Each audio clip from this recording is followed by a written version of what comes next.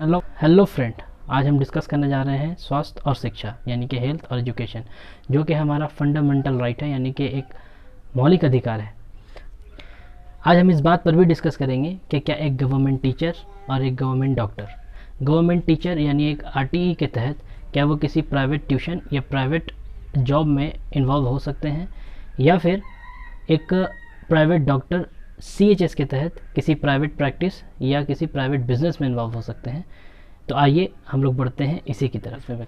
तो फ्रेंड, आज हम लोग ये जानेंगे कि स्वास्थ्य के अधिकार को सबसे पहले डब्ल्यूएचओ के संविधान के तहत 1946 में व्यक्त किया गया था, जिसमें यह कहा गया था कि स्वास्थ्य के प्राप्त उच्चतम मानकों का लाभ हर एक इंसान का मौलिक अधिकार है। उसके बाद 1948 में भी मानव अधिकारों द्वारा स्वास्थ्य का उल्लेख आर्टिकल 25 में किया गया है। उसके बाद फिर अंतर्राष्ट्रीय वाच 1996 में आर्टिकल 12 में भी स्वास्थ्य के अधिकारों को मान्यता दी गई थी। ठीक है, अब हम ये जानेंगे कि भारत में स्वास्थ्य अधिकार को मौलिक अधिकार में कब शामिल किया गया।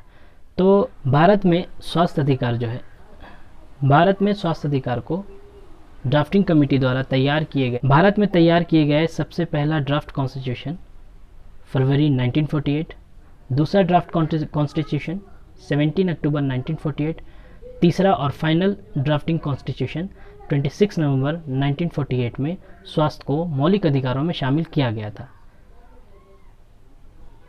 नियमों के अनुसार गवर्नमेंट डॉक्टर गवर्नमेंट हॉस्पिटल में काम करने के बाद कोई भी प्राइवेट प्रैक्टिस कर सकते हैं, लेकिन वो किसी भी निजी परिसर या फिर अपने क्लिनिक में काम नहीं कर सकते हैं।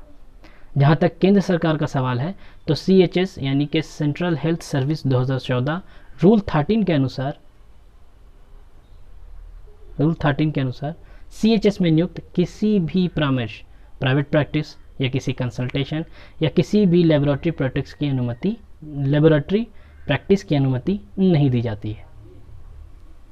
आइए चलते हैं अब हम अपने दूसरे मौलिक अधिकार यानी शिक्षा की तरफ। तो अगर हम बात करें शिक्षा, हमारा जो मौलिक अधिकार है, तो बच्चों को मुफ्त और अनिवार्य शिक्षा का अधिकार अधिनियम यानी RTE act, right to education act के तहत 4 अगस्त 2009 को अधिनियमित भारत की संसद का एक अधिनियम है, जो बच्चों के लिए मुफ्त और अनिवार्य शिक्षा के महत्व के तौर पर वर्णन करता है। इंडियन कॉन्स्टिट्यूशन के आर्टिकल 21A के तहत भारत में 6 से 18 वर्ष के बच्चों को निःशुल्क शिक्षा दी जाएगी, जो अधिनियम 1 अप्रैल 2010 को लागू हुआ था, और ऐसा करने वाला भारत 135 देशों में से एक बन गया। आपको ये जानकर बहुत हैरानी होगी कि भारत में एजुकेशन को एक बिजनेस बनाकर रख दिया गया है। हाल ही में यूनेस्को के द्वारा तैयार किए गए एक रिपोर्ट के मुताबिक सर्व ऑफ एजुकेशन 2017-18 के डेटा पर आधारित department of school education and literacy का बजट 59,843 करोड़ रुपए है। दुनिया भर में प्राइवेट ट्यूशन उद्योग बहुत तेज़ी से बढ़ रहा है। एक अनुभव के मुताबिक 2022 तक यह 227 अरब डॉलर तक पहुंच जाएगा। और हम बात कर रहे थे, क्या कोई सरकारी टीचर या कोई गवर्नमेंट एम्प्लॉय क्या कोई प्राइवेट प्रैक्टिस कर सकता है। The right of children free and compulsory education act या शिक्षा का अधिकार अधिनियम RTE act 2009 part 2 section 1 chapter 428 के तहत कोई शिक्षक प्राइवेट ट्यूशन या प्राइवेट एक्टिविटी में इन्वॉल्व नहीं हो सकते। अगर वो ऐसा करते हैं तो आईपीसी यानी कि इंडियन पेनल कोड एक्ट 168 के तहत जितने भी सरकारी कर्मचारी हैं वो पब्लिक सर्वेंट में आते हैं, और कोई भी पब्लिक सर्वेंट किसी प्राइवेट बिजनेस में इन्वॉल्व नहीं हो सकते।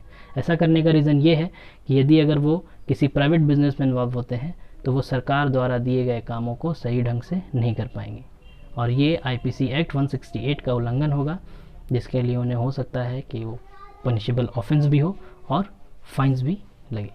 तो फ्रेंड, ये थी हमारी आज की जानकारी। आशा करता हूँ कि आपको ये वीडियो पसंद आई होगी। आगे भी मैं आपके लिए ऐसा वीडियोज़ लाता रहूँगा। लाइक करें, शेयर करें और सब्सक्राइब करें। Thank you.